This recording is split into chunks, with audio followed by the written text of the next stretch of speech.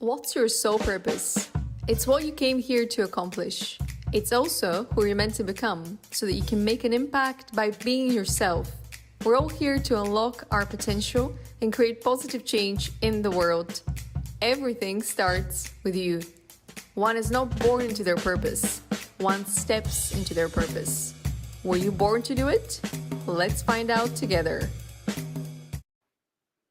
Welcome to Born to Do It, a podcast about the positive change makers around us. Today, we're going to be talking about the power of authenticity and channeling your most authentic self with everything that you do and say, because we have voice actor Christopher Tester with us today. Hi, Chris. Welcome to the show. Hi, Stella. Thank you so much for having me. It's a pleasure to be here. Great to have you. What's the most creative thing that you've done today? The most creative thing that I've done today was probably a piece of work. It was about the Red Sea. So it was a kind of like a documentary thing for a completely new kind of client that I was working on.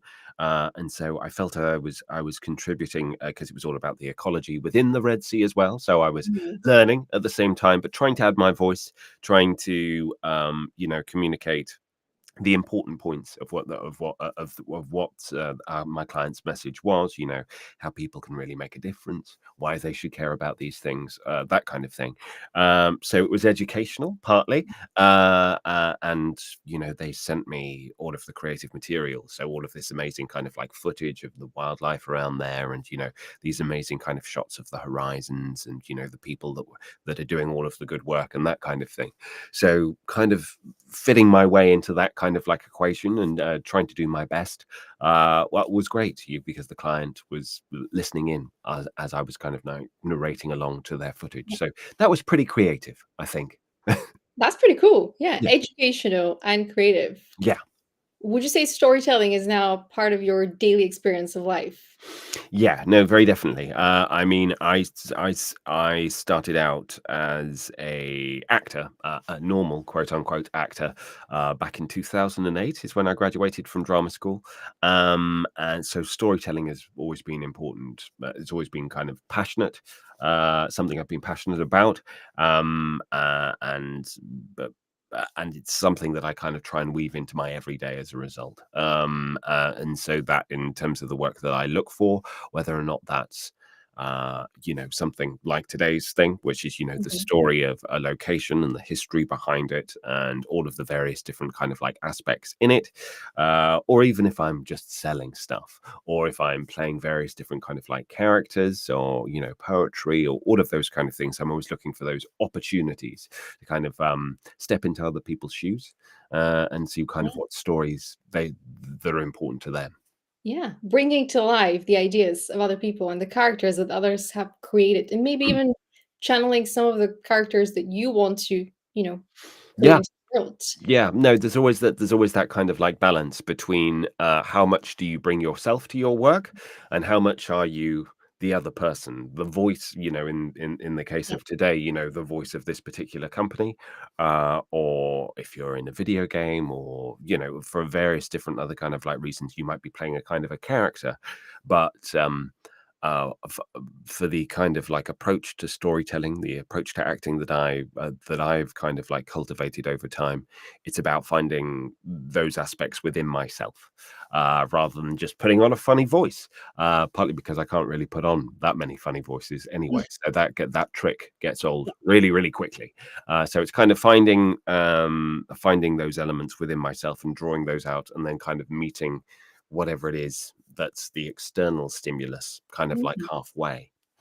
It's the alchemy of Yeah, working with other people. yeah, You're kind of blending together your energies and your expectations, your ideas, your yeah. creativity.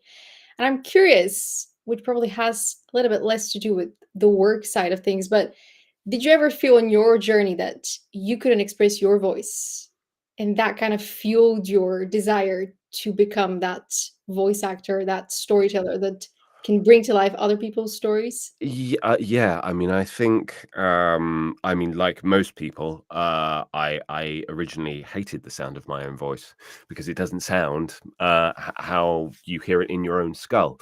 So the very first time I heard my voice kind of like being recorded, I was like, "Oh my God, no, okay, that was a very bad idea." Whereas now, just through sheer exposure, 24/7 almost, for better or for worse, I've kind of like come to terms with it. But I think I've always been mindful of the stories we tell ourselves, both literally, but also within our own heads. And that's in terms of my own kind of like journey of mental health and self-discovery and relationships with various different people as well. That's been kind of like a crucial aspect about being careful about what stories you do tell and how easily you can reframe a narrative, to be able to achieve more, to affect change as a result. So yeah, that's always been a kind of like a big aspect of my work for sure. Yeah, and it's almost at that moment of self-awareness for the first time.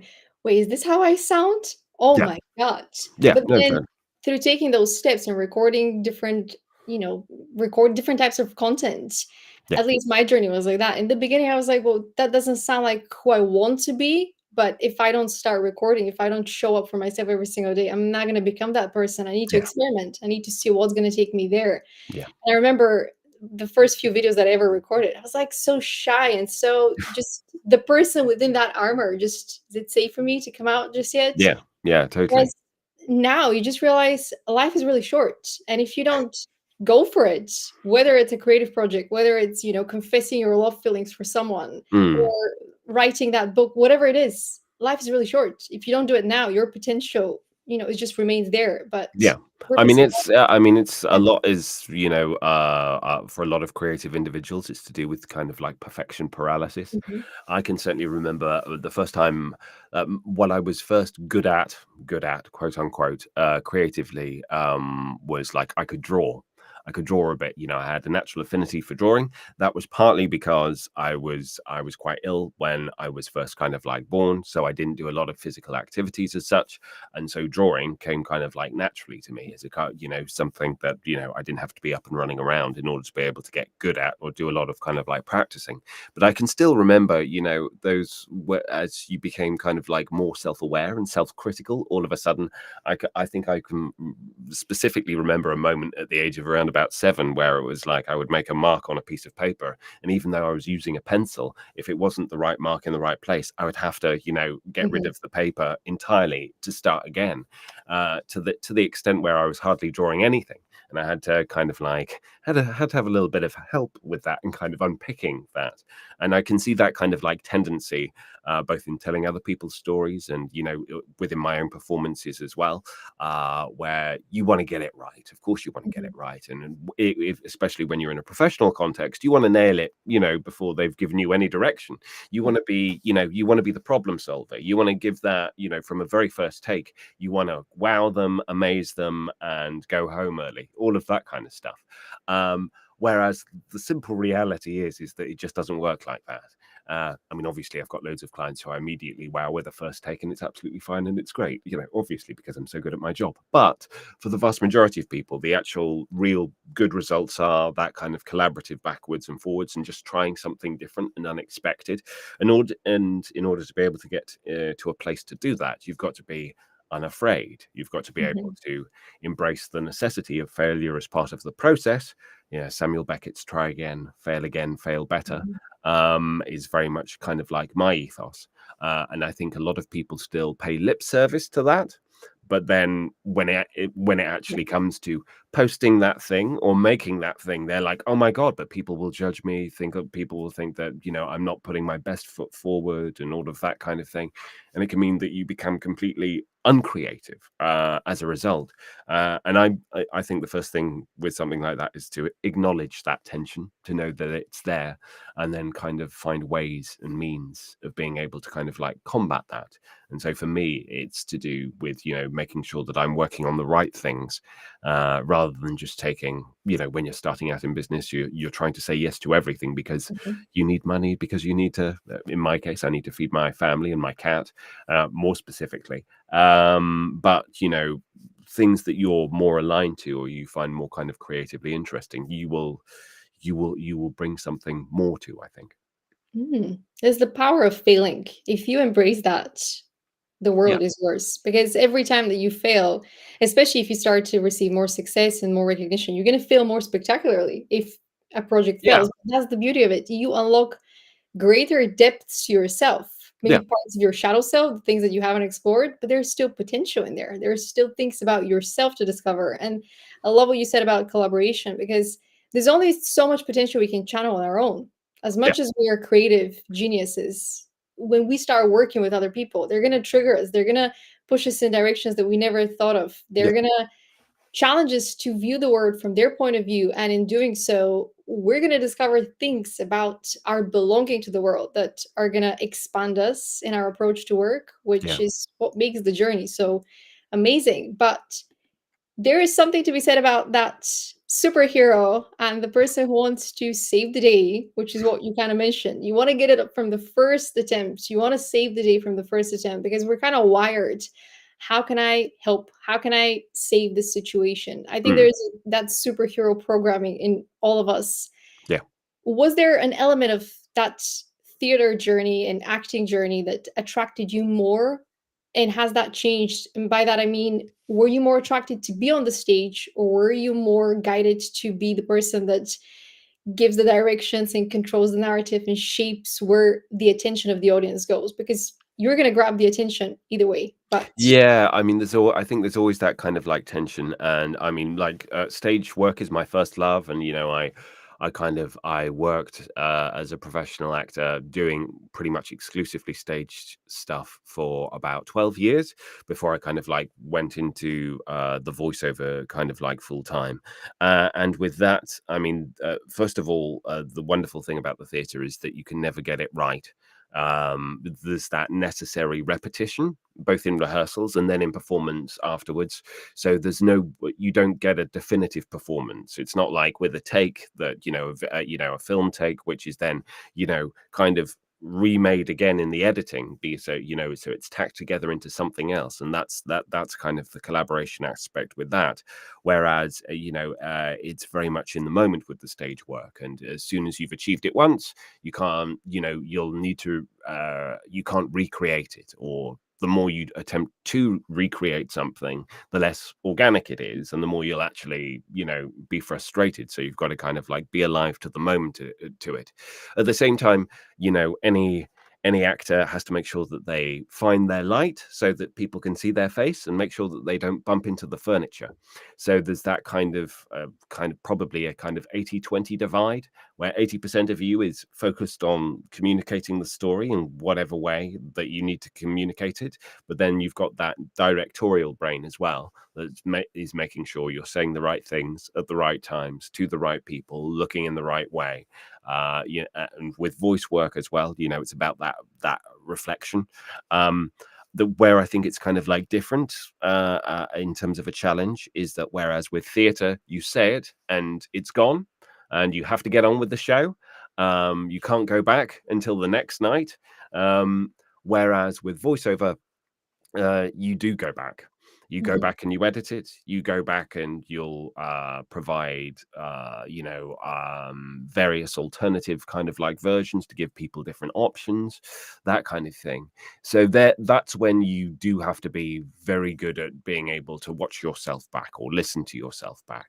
Whereas I would say with the stage work, kind of watching yourself back is sort of kind of like pointless, and can get you very, very self-conscious. Whereas for storytelling with the voice, I think you need to get over yourself with that and be mhm. able to have that slightly more objective view. So I think there is therefore a much more conscious level of direction with the voice work than there is with kind of with the theatre work that I started out with. What would you say is the influence of the audience? Because now that I'm thinking about it, when you're performing, there's always people, and those people might distract you, Yeah. might bring down your levels of energy, or they might increase it if Yeah, if yeah, yeah. No, totally. yeah. Yeah, exactly. And I have encountered all of the above. I have performed to 2,000 Italian school children, who were quite loud, and opinionated, which was great. But it gives a very different energy.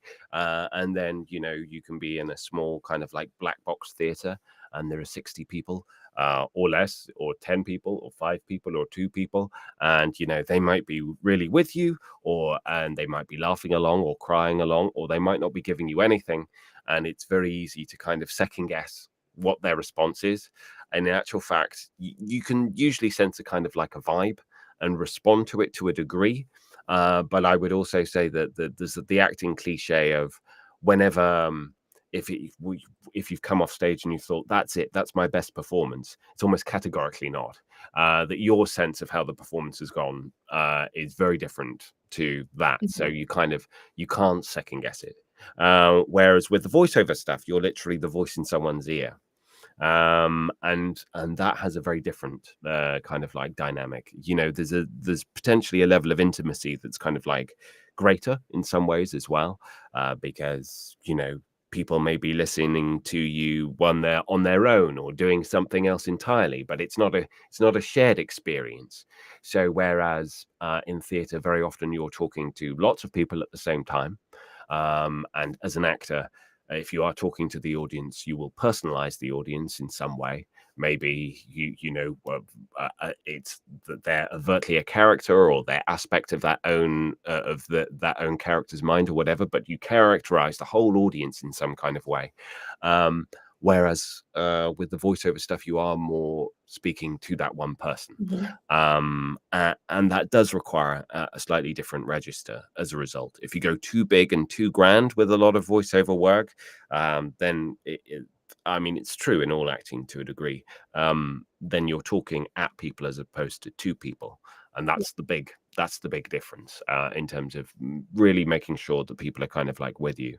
With the audience, at least in a theatre play, you can see if someone's asleep or not. Uh, so that's usually a bit of a Yeah. giveaway. Whereas you can't. You're more reliant on your collaborators with the voiceover to tell you this is working, this is good, we want more of this kind of thing. So it's a different kind of like focus, where I think you actually have to imagine the audience a lot more. But that's always a thing that I speak to with all of my clients, is like, who am I really talking to? And they'll quite often go, our customers or our supporters. And it's like, yeah, no, I need something more specific than that, ideally. In terms of, Profile. yeah, in terms of age, location, what do they care about? What is going to move them? What is going to appeal to them? Because if I know that first and foremost, then I know which buttons to press a little bit more, rather than just kind of like guessing. And that will subconsciously affect the tone that I use, the words that I emphasize, the pace that I'm going to be doing something. Because you could do the same script to a 5-year-old as you can to an 85-year-old, and it could be about the importance of animal welfare, for Mhm. example. So something that could be relevant to either age group, using exactly the same lines, but necessarily it's going to immediately completely change the register that I'm using as a result. I mean, we do say that old people kind of turn back to kids, but Yep. probably it's not a good idea to speak to them like they're babies. Yeah, no, I think they might find that, yeah, slightly Just a little bit. patronizing. Yeah, it's not a good look. No, definitely not. No, but I love that you're approaching the storytelling in terms of your voice work, that it's almost like you're speaking to a friend. You're listening to that Yeah, audio, and it's like the person that's listening, they're like, oh, that's a friend that understands me. yeah. And because there's more imagination at play for them, they get to hear your voice and your invitation for them Mm. to participate in that dance. Whereas when you're on that stage, it's almost like they're watching you dance. They're not part of that dance. And that Yeah, dance is energetically speaking. yeah, I think there's an extra, that there is a certain kind of like distance. There's a suspension of disbelief that has to happen in theatre, which for a voiceover, I mean, usually because you're not seeing me, you're just listening to me. you get for free as a result. So you've got greater kind of like freedom to explore that. And it does mean that you can ultimately play a greater variety of characters as a result, and a bigger range of tones, because you're not so defined by how you look. It's only how you sound, and you can change how you sound much more easily than how you Mm. look. It's much cheaper to do. And so, yeah, it does open up a whole realm of opportunities in that respect. Yeah, totally. Yeah, and there is also that the idea that less of your senses are actively engaged. So Mm, because your sight is not engaged, you might receive an image through yeah, your inner sight. So an idea pops up and you're starting to see this little movie in your head, and that's pretty much your imagination taking you on a journey. And yeah, that might allow you for you to channel your ideas one day. But the sign of the greatest sign of good storytelling is that inner transformation, that change of heart, that something has transformed within you after that play or after that recording. yeah. I am curious, when did you embark on your hero's journey, and when did you experience the biggest transformation of your life to kind of align you with that path that you're on at the moment?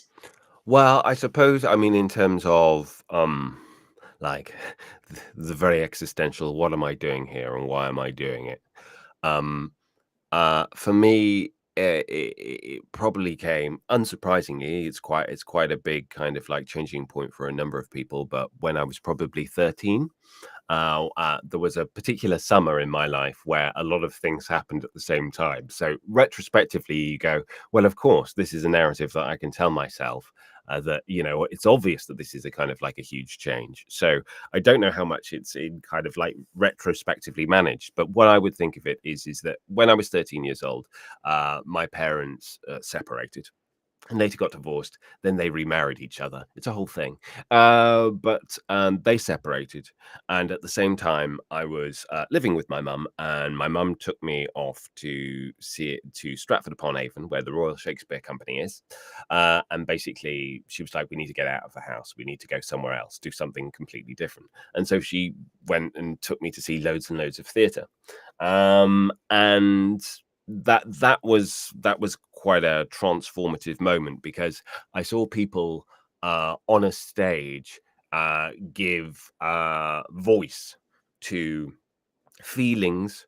They could articulate things that I myself, as a 13-year-old boy, did not have the language to be able to articulate. So there was an inherent compassion in that performance, and there was inherent compassion in the sharing, the level of sharing, the level of vulnerability that those performers were willing to share every night. And I saw the same company of actors do, I think, 3 or 4 different kind of plays. So every night you go and see the same actor doing a completely different role and seeing a different side of them, but there was always that kind of like inherent willingness to share, and to reassure, essentially to reassure people that they're not alone in all of the Mhm. various different colors of human experience. And that kind of coincided with um, the change, the kind of the shift in relationship with my parents, from like, you're my parent, to, oh, you're an adult who Mhm. is going through a lot of stuff, just like people do, and you're not perfect, and mistakes happen, and we're all kind of fallible, and you're just trying to make it up as you go along as best you can, as we all do to a degree. So I think that kind of, not revelation, but that kind of change in mindset. And I was very aware of, how it was affecting, the whole situation was affecting both my parents and all of those kind of things. And so it was trying to bring that aspect of understanding and compassion and patience and vulnerability to my relationships in real life that I saw on the stage. So very much trying to take that kind of most positive aspect from the art and try and apply it within my own life. And I think that summer was kind of like the watershed moment where I kind of like, I needed to, first of all, this creativity um, gave me a vocabulary to kind of like start to understand things. But then that's when it also kind of gave me a passion, a real interest in is there a way of being able to creatively explore that so that I can give that to other people as well? That, whether it's catharsis, or whatever. That's what I found kind of fascinating. So that the active performance was less about look at me, Mhm. admire me for how amazing I think I am, and all of those kind of stuff, which I kind of got. And it was more a kind of a process of sharing. And so I think that was probably the kind of like the big transitional moment for me. And then it was, really to do with like how is best to do that, and what is a way that is both fulfilling and feeds me, but also is received well by the other people out there. So then it's been a question of trial and error ever since, really. No, I absolutely love that. And there's something, I mean, there's a couple of things that you mentioned that resonated really deeply with me, but we have this idea, at least today, from Hollywood and all these big studios, that the superheroes should look a specific way on the outside. Whereas real superheroes in life, they are the teachers that sit with you while you're having problems at home. They are Mm, your mentors when nobody's there to listen to you or guide you. They are the people that take that extra time to figure out how they can be of service to you. yeah, And while they're there with, that stability of being a rock in society, they can be quite flexible so that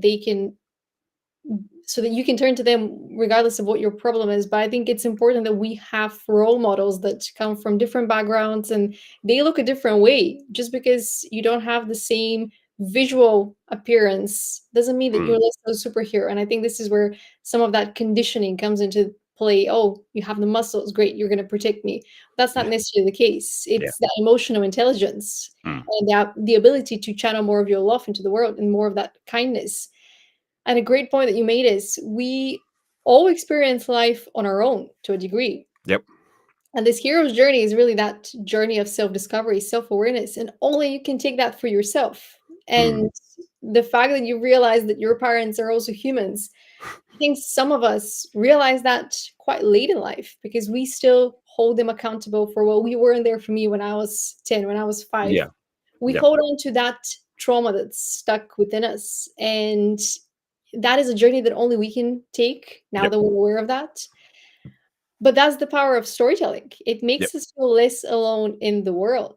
And that is why I think the mentors that appear when we're on this journey are so important. And it's almost like those actors were your first mentors. They were yes, the first yeah. people that could kind of help you on your journey. Yeah, no, I mean, there's certainly like, because that was such a kind of like a significant experience that particular kind of summer, and those shows that I kind of saw. There are quite a few of those actors who I've kind of thought they're not like established household names or Mhm. stars, but they're people who I've followed through. Ever since, to see how their careers are going and what they're doing next. And I do have a bias of, if any one of them is in something that I can see, then I will almost certainly see it because of that kind of like association, and just kind of like moving forward in terms of kind of like clarifying for me the kind of artist that I want to be, and the stories that I want to tell, and how I want to share them. They were kind of like the first ones that really kind of like took hold.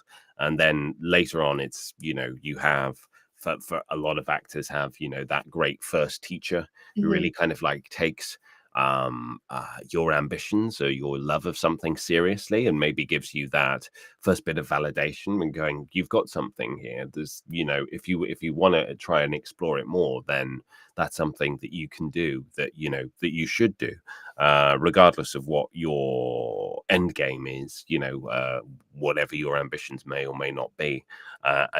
So there was a natural transition from that point onwards, in that I had a great drama teacher called Mr. Cooley at my school, who was fantastic and supportive in that kind of like way, and encouraged me to kind of explore things further, as well as guiding the way in terms of, this is how does someone become an actor? Where do Mhm. you go? Is there schools that you go to, or how do you get involved in workshops and meeting people, and what should you be doing, and what should you be reading or trading, and all of those kind of things?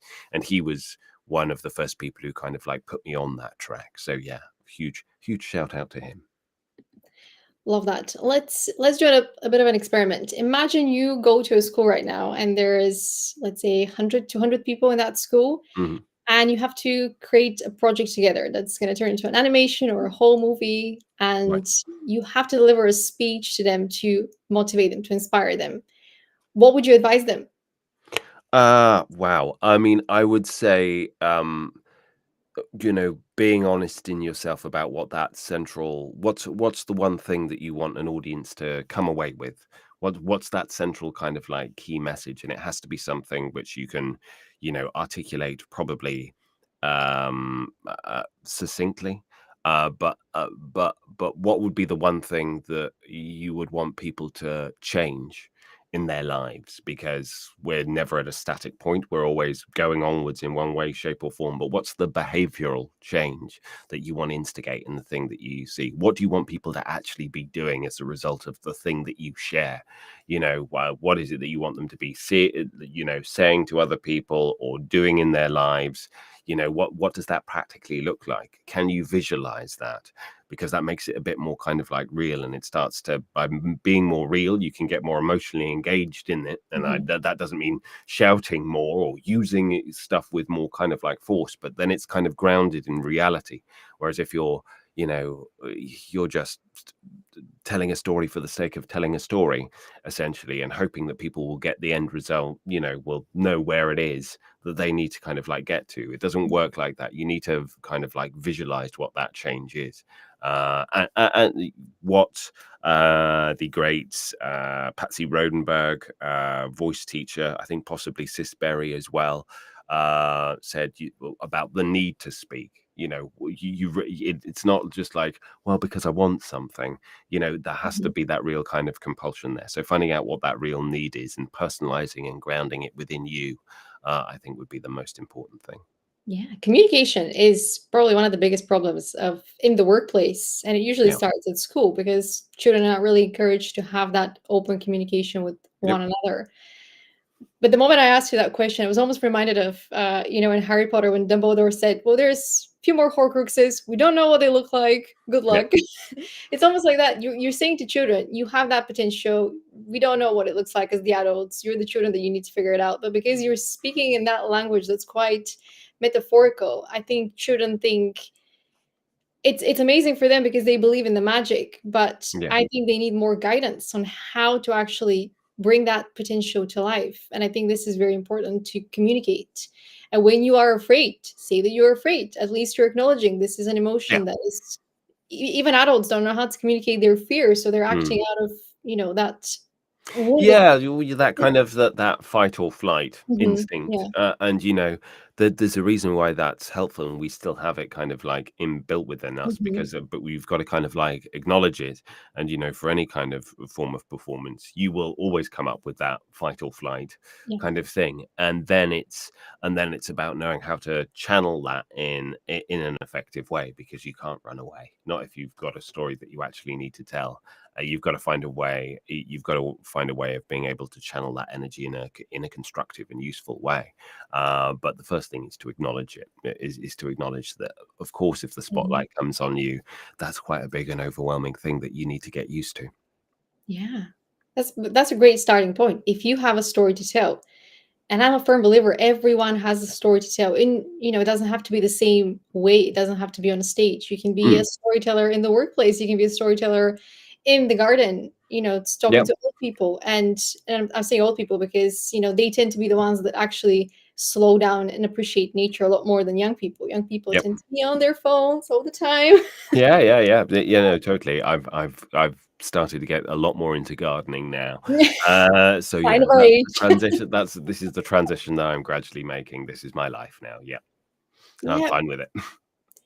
But that's the thing. If you look at the movies and the stories the greatest stories, they are all designed to remind us of the inner child within us. And they're all Mm, designed to speak simultaneously to the children, actual children, and the children that are within us, the yeah. adults. And usually these are stories that talk about the preservation of values. They talk about living in a more connected world and just remembering who we are at the core. We want to be happy, we want to be healthy, we want to support one another. And it's like the greatest stories, they always remind us that the future is the children.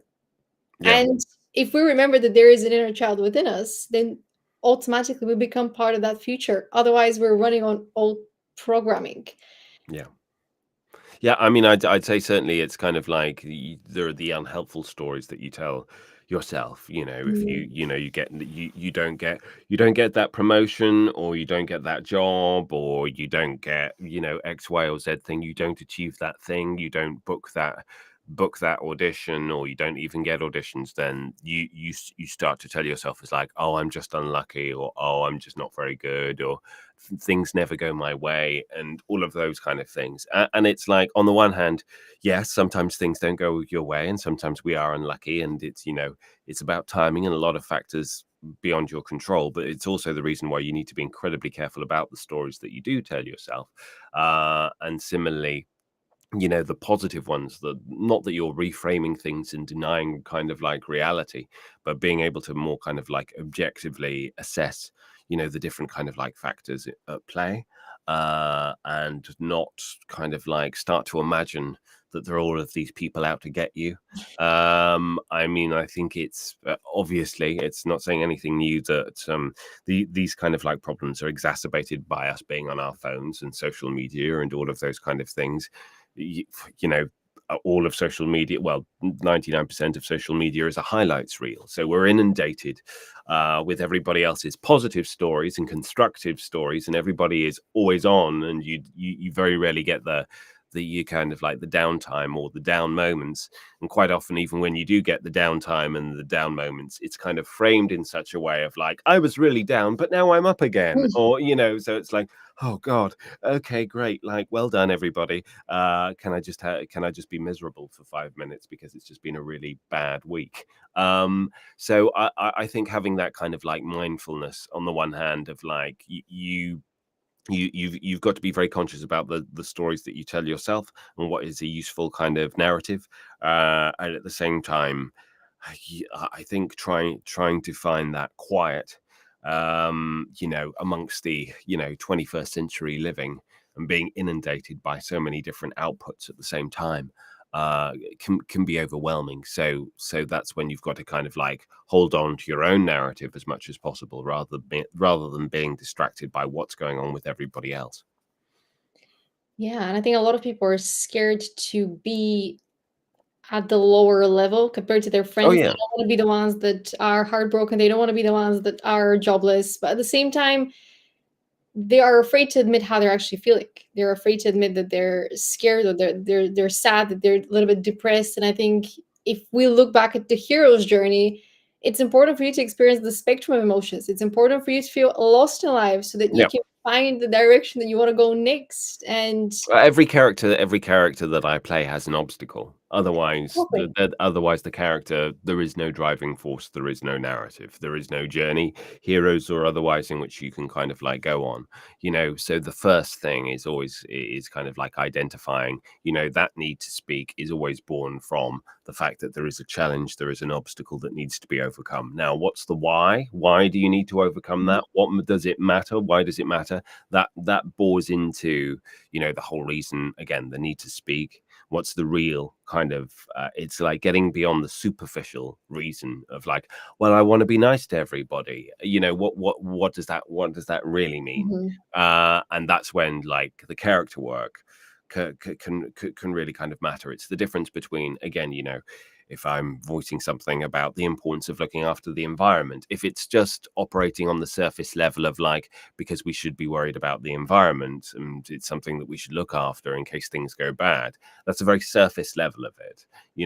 There are various different ways that you can play that, but that can be completely to do with your future, your family's future, the people that you care for future, the world that they surround themselves in, their mental health, all of those kind of things. So it's kind of like going, every single layer, you want to be going deeper and deeper and deeper and deeper and deeper, and kind of drilling down into what really matters. And I think part of the creative journey, part of the acting journey as well, is knowing that much as we want to think that, all of our principles are completely honorable, different things matter to different people. Mhm. So it's being kind of like brave and bold enough to go about, like, why do you want to win that prize so much? It's not just about being a winner, but it's to do with your relationship with winning prizes.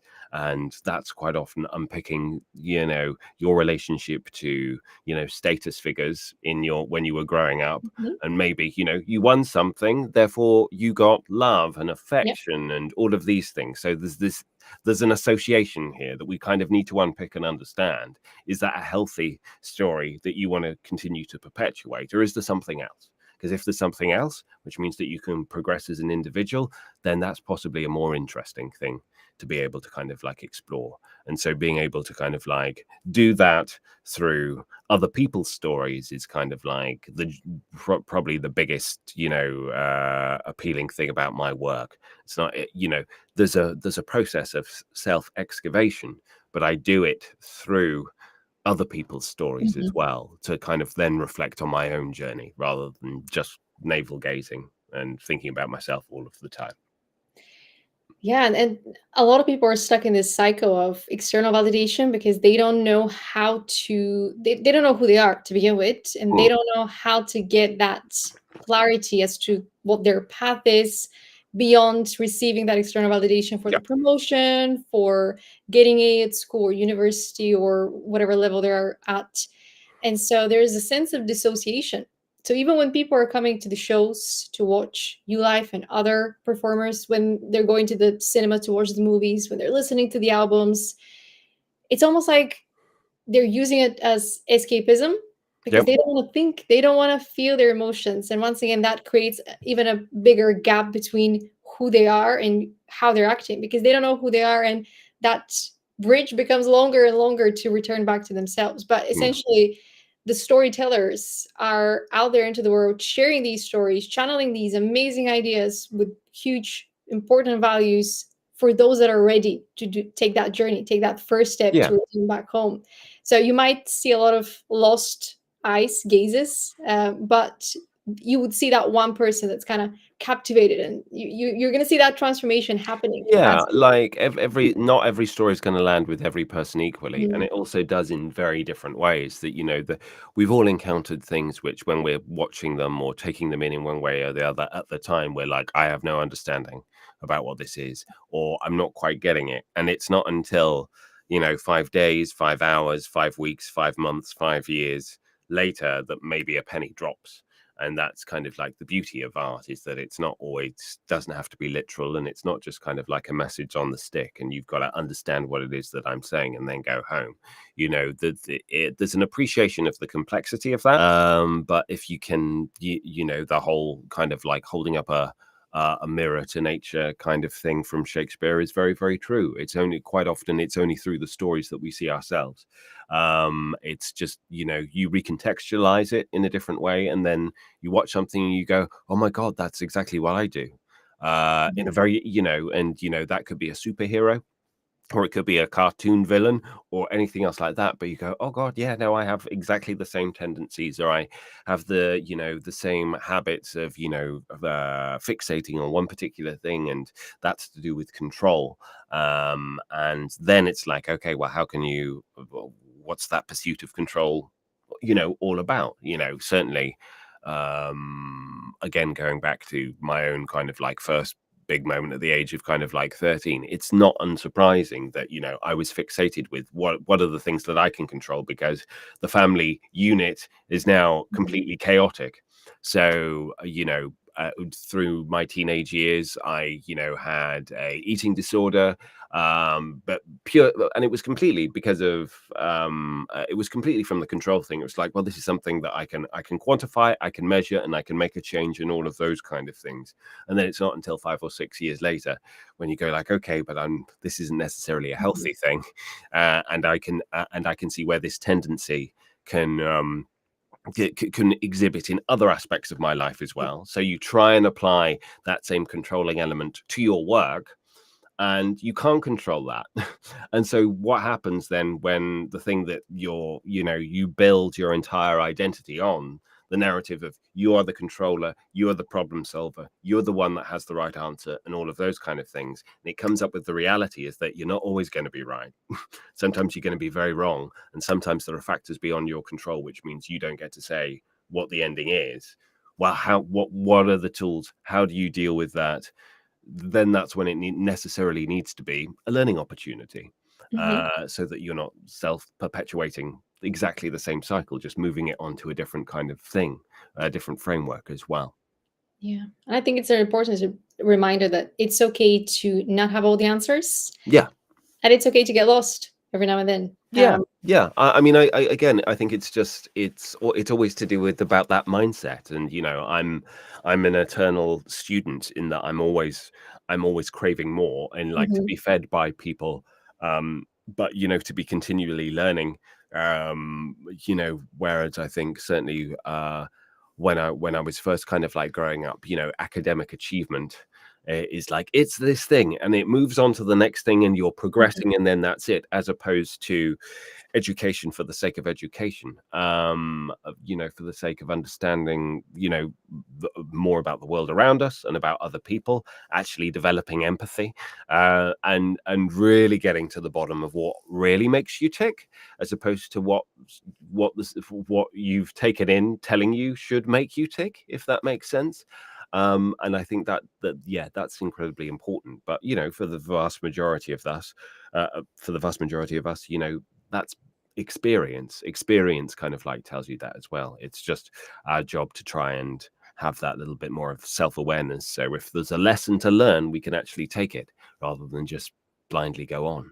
And there's something to be said about education. It gives you that systems thinking when you actually start paving your own path, because you Yeah, know that you can plan your days in a way that it gives you that sense of control without trying to control everything. You yeah, just being really good at Excel and Word and managing your calendar. But yeah, it's essential skills that you need to develop in order for you to manage your time, manage your energy effectively. And maybe they don't phrase it like that in school because they kind of want you to be a little bit more of a kid and not think about those things. yeah, But you look back, you realize that they already gave you the framework. It's just that they didn't present it to you. Hey, this is the framework. It's almost like you yeah. need to deconstruct your experiences for you to use them in that way.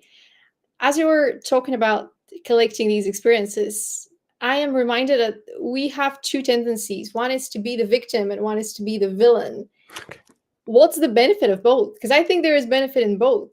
What have you Okay. discovered in kind of playing those, whether on stage or in your life? Because I mean, I would say I've played a lot of villains. I don't know what that says about me, but I've played a lot of villains, and I think, again, it's a cliche, but it's a cliche because it's true. Is that whenever you play a quote unquote villain, is that you never think of them as a villain, as the actor that you're Mhm, playing. You need to ground that in some kind of rational kind of response to the world, some however warped it may be, there's a rational behind it. It's not just I want to do bad things to bad people because mhm, that's hilarious, in some kind of, so I think that kind of shows that there's that capacity within all of us, if it's perverted and in the wrong kind of like way, but again, going to compassion and empathy and all of these kind of things, that there are factors.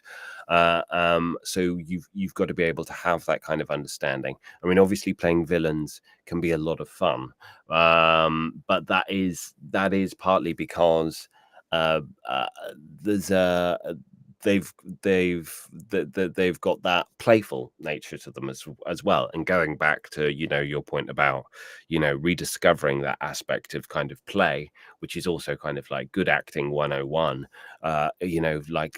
So much of acting training is really about stripping stuff away as opposed to adding things on. It's, yes, you can do text analysis and you can mhm, do Laban movement and you can do Meisner technique and Stanislavski and all of this kind of stuff, but ultimately what you're trying to strive for is that in the moment, I'm just going to go with whatever is happening right now because it's happening right now in the moment and I'm loving it.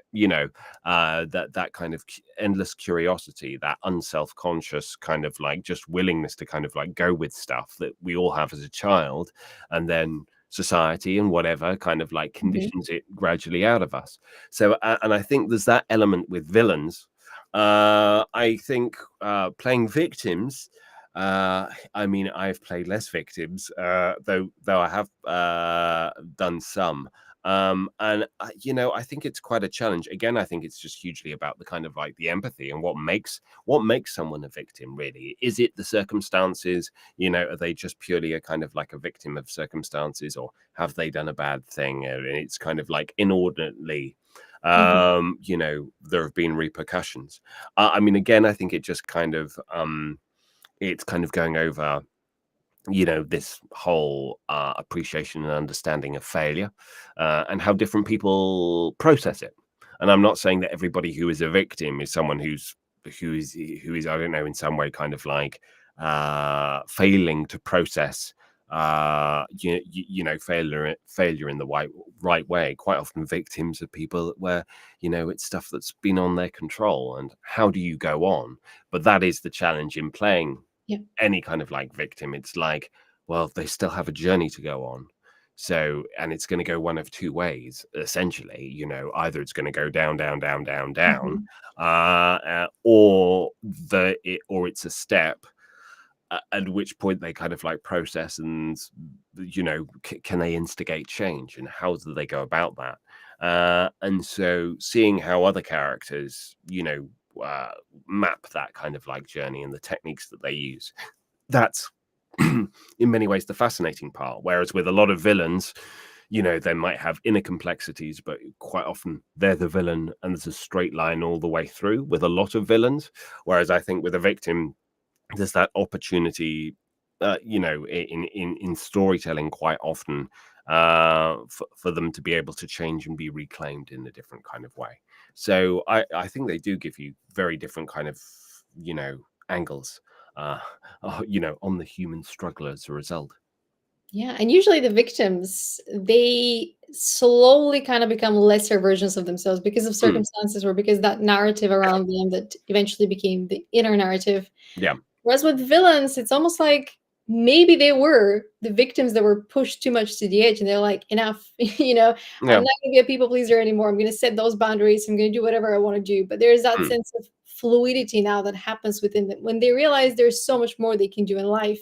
But I think because they are a little bit unhealed, um, that turns into that villain side where I mean, I think, I mean, again, I think just the acting process, generally speaking, is like you appreciate, because you're consciously exploring it, in a lot of kind of like actor training. You know, it's about how the physicality, you know, affects the emotional, all the way through. It's something that it's so easy for us to kind of like get distance from, especially if we are like sat at desks in front of computers for the vast Mhm. majority of our day. But you know, it's again, it's kind of like acting 101, is how does my physicality innately affect, you know, my emotional state, and kind of playing around with all of those different kind of variables. So I'd say, you know, that is definitely in the case of both of the, you know, kind of like character types, archetypes, that you're talking about. In terms of like villains do tend to be, you know, they may have that upper status or control or something else like that, but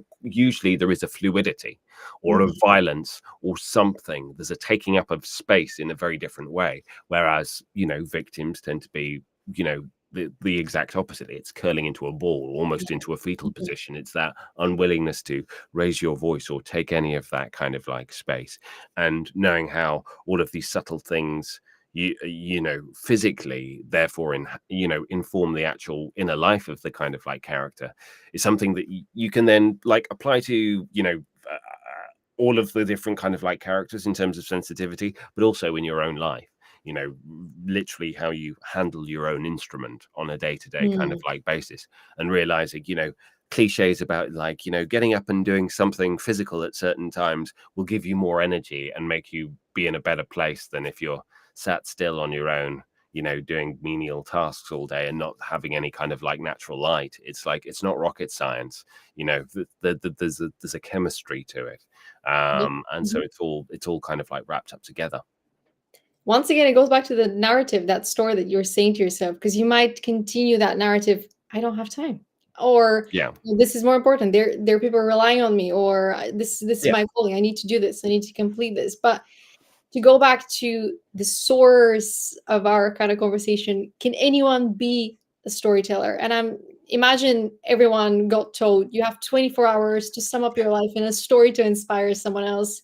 The amount of stories that we're going to collect from people that have gone through amazing stories, whether they're Mm. of heartbreak or of joys and achievement, can anyone believe in their ability to be a storyteller and actually do that, channel those experiences into life lessons, into Mm. opportunities for growth? Yeah, I think it's essential to just being a human being, really. Whether or not people think of themselves as storytellers, or not, but I think it's inherent in the human condition, that in order for our lives to kind of like start to make sense to ourselves, we need to be able to have tools to construct meaning, and we can only do that through stories. Um, and therefore we've got to be careful about the stories that we tell, Mhm. and what the endpoints are that we have. But it's an essential way of self-actualization. If you can't tell us stories, then if you can't, anybody who dreams is a storyteller, and we all dream, whether or not we remember it every single time or not. So that's the thing. If you can foresee a better or a worse or an interesting you in the future, and these various different kind of scenarios, then that's your imagination taking, running with the idea of a story and kind of exploring it fully. So, having the opportunity to kind of like daydream. I just, have managed to find, a way of, getting, of making a job out of doing that daydreaming. But whether or not that's something that you actually lay down in a written story, or a story that you tell to other people, or something that you make visually, or something that you post on social media, or all of those different kind of like things, yeah, it's an innate part, of the of the human experience, having that level of cognition that we can kind of frame these kind of like stories. So everyone is a storyteller, and then it becomes, the next thing is about what stories serve you best, and what stories serve the communities and the people that you love as well. The greater whole. I think it's kind of like the most important thing, and then it becomes about like being mindful with that storytelling and the kind of the responsibility and the different tools. And but again, going back to what you've been saying, what we've both been saying about in terms of like failure, is that you don't, you don't know what form of storytelling registers with you until you try it. So whether or not that's through drawing or art, or, painting, or, verbal stories or acting, or any other type of thing, you kind of need at some point to try different things to see how that act of storytelling, um, you know, starts to take on a greater resonance for you. Like, for, even for someone who's a sports person, that's a story that they want to construct. It's about their kind of like achievement, and why they want to achieve those things, and why they want to be proud, and why they want to be admired, and all of those kind of things, to show that they can beat, remarkable odds, and work harder than anybody else, and all of those kind of things. That's all a kind of like a narrative that you're trying to kind of like self-actualize. And like with a lot of actors, it's kind of like it's to do with me, and I like attention, I like validation, and all of these kind of things.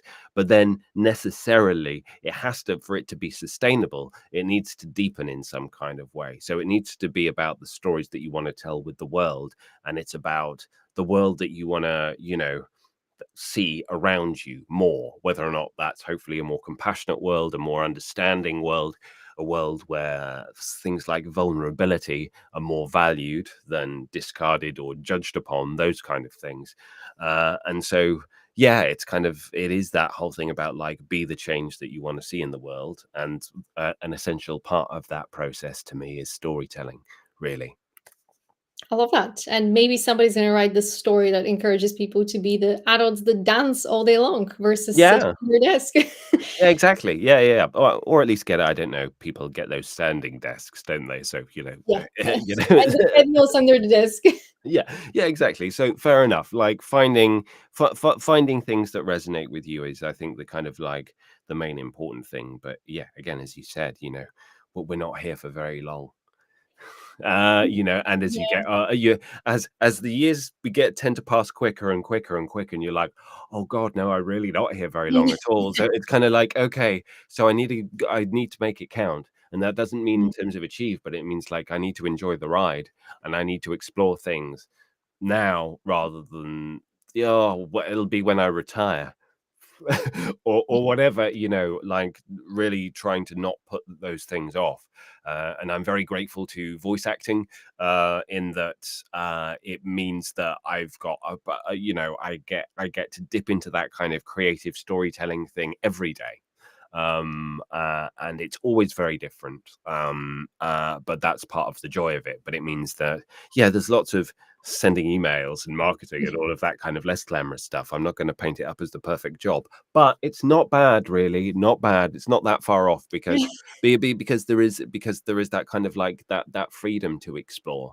And to find out what really lands with other people and hear other people's stories, and at the same time be able to learn. I think part of my story now is kind of like trying to educate myself about things that a formal education has not given me. And my own, I was so focused on just making it as an actor for my 20s and my 30s so determinedly, that to the extent of being so blinkered that I didn't see a lot of the wider world, Mhm. both geographically but also just in terms of like knowledge. Yeah. And so being able to learn more about stuff through other people's kind of like stories is a huge kind of like gift to me, and something that I really treasure as an aspect of the work.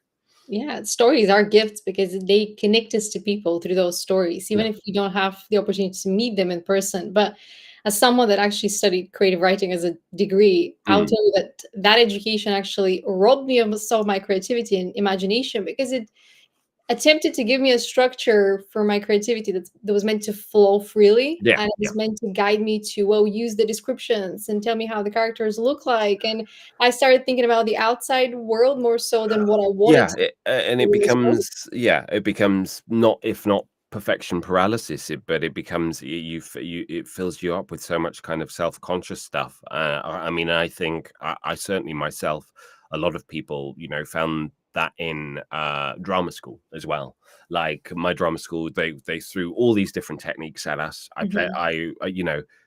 The drama school that I went to is called the Royal Central School of Speech and Drama. And the central is really just to do with the fact that it's like, rather than going there's one way, it basically says we're going to teach you loads of different All ways. the ways. And that's kind of like great in terms of a toolbox, and you can make your own kind of like process, but it's also overwhelming because it means that you're trying to apply everything all of the time. At some Mhm. stage you're trying to you're trying to apply animal study at the same time as Laban, at the same time as Yeah. Stanislavski, and all of these kind of things, which means this whole, this purest form of play and being in the moment and Mhm. all of that kind of things. No child is thinking about Stanislavski or thinking about, what the inner life of their meerkat is. They're just a meerkat if they want to try and play as a meerkat, and that's it. And so these are all still tools which are useful, don't get me wrong, to varying kind of like degrees, but it can be that can get overwhelming, that can get in the way. And I think, so having come out the other side of it, it's nice to be able to just, really just focus on the Mhm. communication aspect and who I'm talking to and the audience. And then if anything that I've learned kind of comes up, it's more organic, as opposed to, aha, I will use this technique that I've been holding on to for Yeah. 25 years. Yeah. I think this speaks to the message that the older generations are trying to give the younger generations. You need us, therefore you should listen to us, because on some level they understand that children already have the abilities. They just need that space for them to channel their creativity, their talents, their Yeah. ideas. But because adults want to be relevant, because maybe on some degree they haven't done that hero's journey to understand what their unique purpose is they're following that structure of, you listen to me because I know better. Yes. And that is a cycle that's kind of a generational cycle that's Yeah. some of us are strong enough to break free from, so that we can truly be those storytellers that empower the next wave of independent thinkers. But there is definitely that echo of, you should listen to me and only speak when you're spoken to. Yeah. That's kind of passed down from the generations, which has Not a healthy deceived look. a lot of Yeah. people, from actually channeling their voice. But there's something to be said about your path in particular, based on your name, that has to do with communication. And it Okay. starts with your first name. Okay. So, first name, communication. So, you're here to use your voice to share ideas and inspire new ways of thinking. And usually, when there is three in the first name, which is kind of the three comes from the first letter, it's the idea of leading with that authenticity and genuinely just trusting whatever comes from within, which is a guidance for every single person on earth, but more so for those that have that path of communication as that leading path. And then with partnerships in the middle, which is what you're already amazing at. So you're here to maybe connect people towards partnership and Yep. empower them through working with them. So working with others and using collaboration as the pathway to success, because you've already mastered that. But Right. usually the communication is that kind of leading element. And finally, the resources is your last name. So channel your authenticity into resources that can uplift and inspire others. And are you ready for it? Okay. The overall life path is communication as well. So Hey, what a relief. That would have been really awkward if you're about to cancel your career. it's like, oh, okay, no. It's just like isolation. Oh, okay. That's interesting. No, that's good. Well, yeah. I mean, I hope.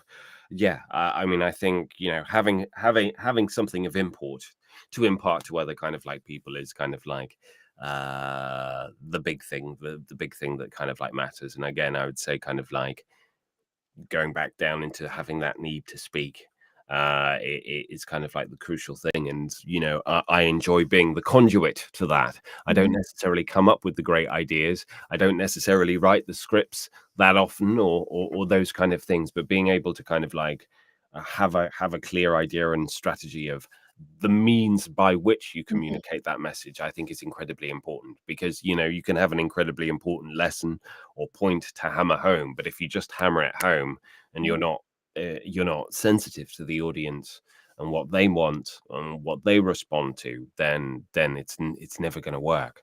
And so that's the kind of the fun problem solving puzzly bit that I really enjoy, is kind of like digging into what really matters and how can you really instigate a response, so actual real learning can be provoked as a result. So that's great. Thanks for that.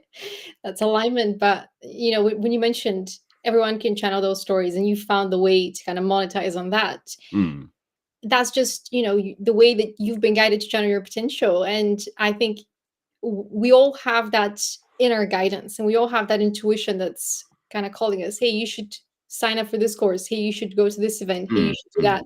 And the more we listen to that, the more we're being guided towards our purpose and towards channeling our potential in a specific direction, whether you call it a purpose, mission, or just your job. But there Yeah. are certain jobs and tasks that give us more meaning, that give us more joy, and that is usually where we're being called to spend more time with, because that's how we can quite literally be ourselves and Yeah. help the world.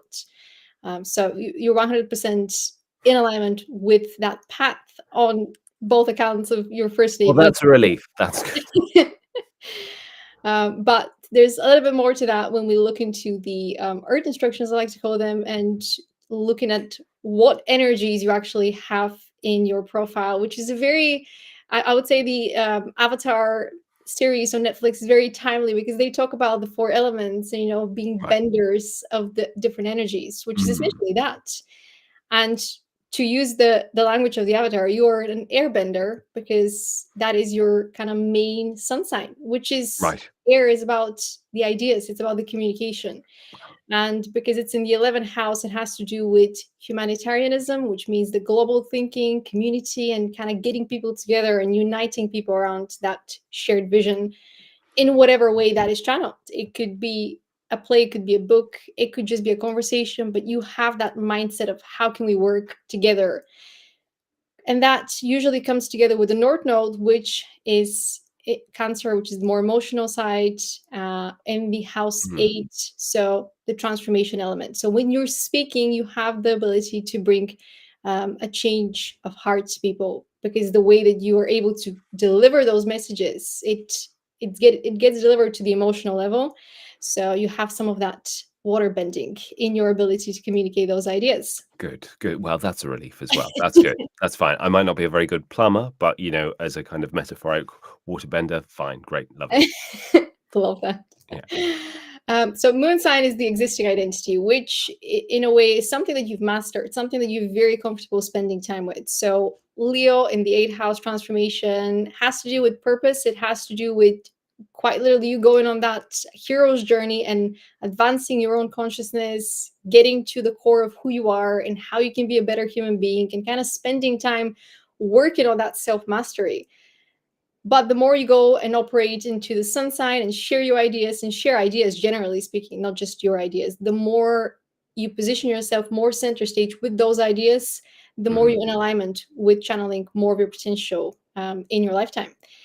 And the moon sign traditionally is with the south node. So kind of what you spent your earlier life, or the first chapter of your life, doing a little bit more. So channeling that potential into resources, things that you can actually purchase, things that you can actually see in the physical world, more so than, a conversation that is happening fluidly in the open. Yeah. And rising sign, this is your communication style with people. So fire sign, once again, talking with people on the level of their purpose and passion, and being able to motivate them, inspire them, just a natural disruptor, so to speak.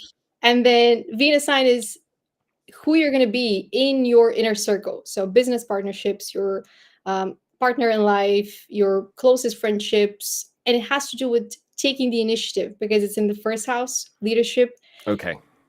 And kind of, being the creative force within those relationships a little bit more, because you kind of know how to lead in them a little bit more. Okay. I mean, I think that's generally true, unless when my cat is involved, then she's often calling a lot of the shots. But otherwise, yes, no, totally true. Yeah. Your cat might be a firebender, I mean, yeah, nothing would surprise me. Yeah. So to sum it all, there is that combination of the sun sign in Libra and North Node in Cancer that kind of makes you into a perfect tribe spokesman. And these were the words that came to me. I have no idea why, but the tribe spokesman kind of gave me this image of, the tribes in the past. They would travel the world and they would share their messages. They would be more into the open, not so much in an office space, but kind of share those messages, a little bit like a troubadour, kind of share those messages. And maybe they were guided to do that because of lack of safety in the past, but now you get to do that with your ideas, I would say, especially with the advancements of technology. You get to be that open communicator in the global economy. Yeah.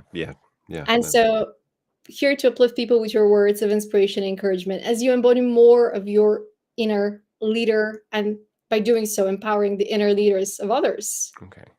And so based on the moon sign in Leo and South Node in Capricorn, you're here to be a true disruptor. So channeling your potential into resources that bring excitement and purpose into the everyday experience of life. So taking people more of that dissociation state into, hey, I can actually change my life. Hey, I actually have the power to be that leader myself.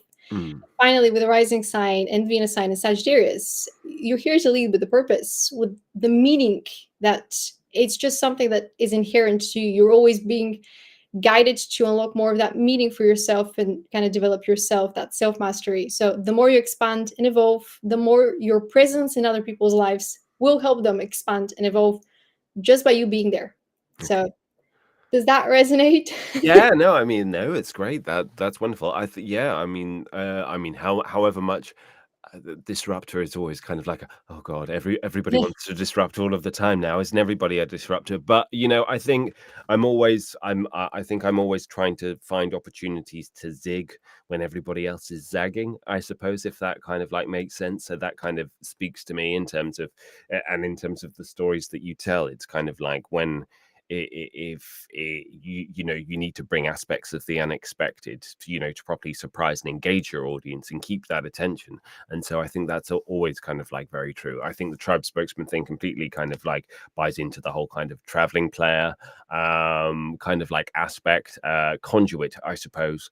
And yeah, I mean, I certainly, I mean, within my industry, I'm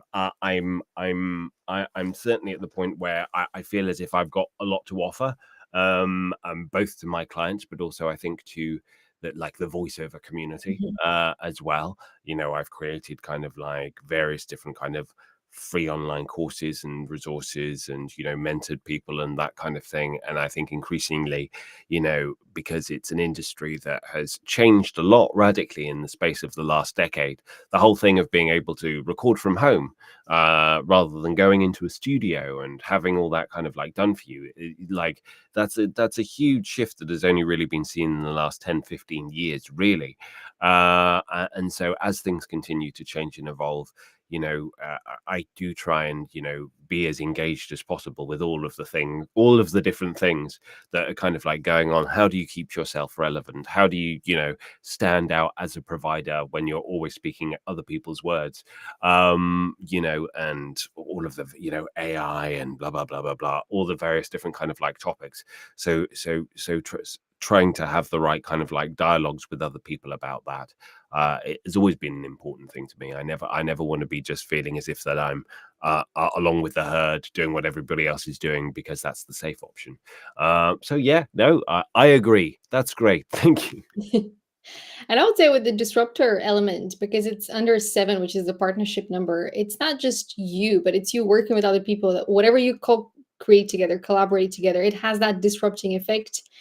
Because usually the people that you attract in your life are a reflection of who you are and the amount of work that you've done. So if you've removed the childhood wounding, if you've removed the limiting beliefs, Yeah, you're going to be attracting more of those people that have that expansive mindset. yeah. So your influence together is going to be even more ginormous. Well, that's certainly the aim, anyway. That's the yeah, yeah. If you want to change the world, first of all, you have to change yourself. But I think from your profile, I can see somebody who's not afraid to dive deep into that self-analysis mode and understanding how can I channel more of that higher meaning through everything that I do, and how can I understand life on a deeper meaning, that transformational element. And Mm, some people are just more of a seeker in life. They want to get to the bottom of things. They want to find answers. And once they've learned something, once they've had that transformation, they want to share with other people so that they can continue that cycle of yeah, transformation in yeah. society. So you cannot really escape your nature, even if you use different language. But this all 4 elements are in you. So you've reached the state of avatar. Okay, great. Thank you. Oh, I love that. I love using TV and movie and book metaphors that oftentimes people around me don't get, but No, I mean, I think that all of these stories have greater resonance and keep on being told for a Mhm. reason. That For a goes, reason. yeah, Yeah, exactly. That goes beyond just kind of like the conscious. Not everything needs to be overtly batting you over the head with the message that is actually yeah. important to it. So yeah, One final point for me: one is not born into their purpose, one steps into their purpose. And ultimately, it's those actions and it's those decisions that we take.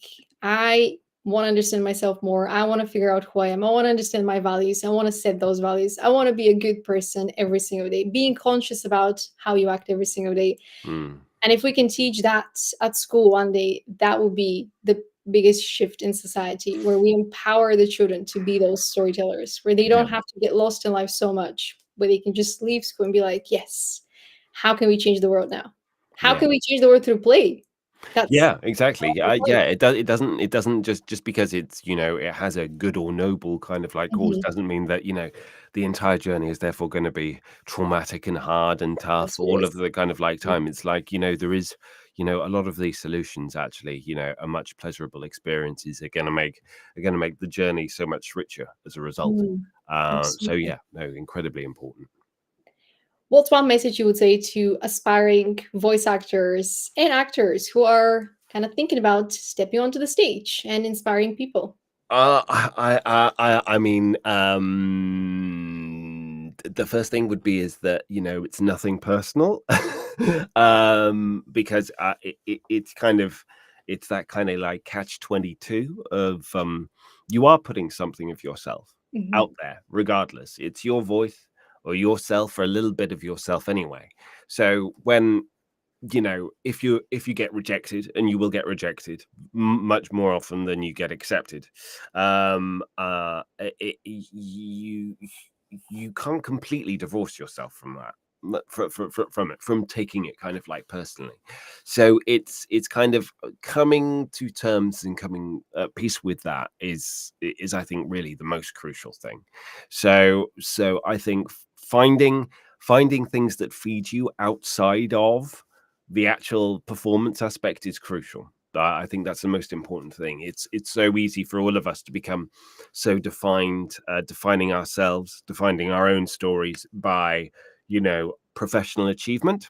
And that is, especially with something like acting, a guaranteed surefire fire Mhm. way of burning yourself out. And so much of the battle with acting of any kind is, yes, it's talent, and yes, it's hard work and application, but it's also just hanging on in there. And what I don't mean is like hanging on in there in a perennially kind of depressed, kind of battle weary, I just need to keep sticking out and then I'll finally get my big break kind of like way. It's finding a way which is sustainable and actually allows you to live your life, and at the same time, be able to do all of the things that, Mhm. an actor needs to be able to kind of like do, but to be able to find that balance. And I think one way of doing that is making sure that that you are not your job, and that you've got your own story, your own personal story Mhm. to tell outside of your work, and you focus as much as on that. Very easy to say in your 40s as opposed to in your 20s when you just want to conquer the world. But I think that's true, because I've seen the most talented people that I've worked with have ended up like not being actors, and they've gone on their own journeys, and that's totally fine. All right, there's no shame in changing course. Quite the opposite. But so many of the most talented people have not made it through no fault of their own. At all. You can only control your own actions to a degree. So I think but a lot of it is to do with the fact that if you hyperfixate on just being good at this kind of like one thing, you leave yourself at risk of what else is there. So yeah, I think just being mindful of that and forgiving of that is probably the most crucial thing. Other than that, it's play. Trying to Mm. just being able to, it's more about stripping things away than adding things on. And I think the more you can tap into that capacity to play, the more that will serve you well. I love that. And there's not just one way to be happy in life. You might think Mm, it's that job title, you might think it's that one person, that one relationship, mm, but yeah. there's just so many different ways that we can share ourselves authentically with the world and reach that point of fulfillment that makes the journey into that play where you wake up every day and you're excited to be here. You're excited to be alive. Because there is something to be said about that pressure of wanting to be successful so much to the point of destroying yourself because you're so harsh on yourself when it's not working out. And Yeah, and as opposed to appreciating the things that you do have. mhm, And yeah, and quite often it's kind of inevitable. A lot of the stuff we don't appreciate until we lose it. So yeah. it's kind of fine being able to have that ongoing process of discovery and acknowledgement in your day to day. I think is kind of like crucially important.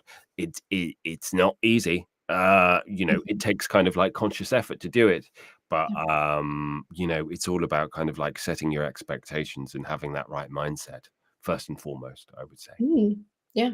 And there's something to be said about saving the day. Sometimes you just have to appreciate the day that you have today. It Yes. really as simple as that. Not every single day is kind of like, I'm gonna smash it out of the park, Yeah. and it's on my, Mhm. journey, my through line, my linear journey to Successville. because it doesn't, or it's this terrible step back in my narrative of self-actualization. Mhm. Sometimes it's just like, it's a nice day, it's quite sunny outside, maybe I should just spend some time out in nature and maybe buy an ice cream. That's perfectly valid. Yeah. Yeah. Absolutely. Thank you for your time, Chris, and No, for thank you. your beautiful insights into this beautiful journey. And you're very much on a creative path that some people are looking to for inspiration, and others are considering as their professional journey one day. So I think you have much to teach the world through sharing that journey, because you are paving your own path. And I think more and more people are awakening to the fact that they too can pave their Yeah. own path. So thank you for being that role model. Oh, not at all. I mean, thank you so much for your time. It's been a wonderful experience. So thank you so much, Stella. Great to connect, Chris. And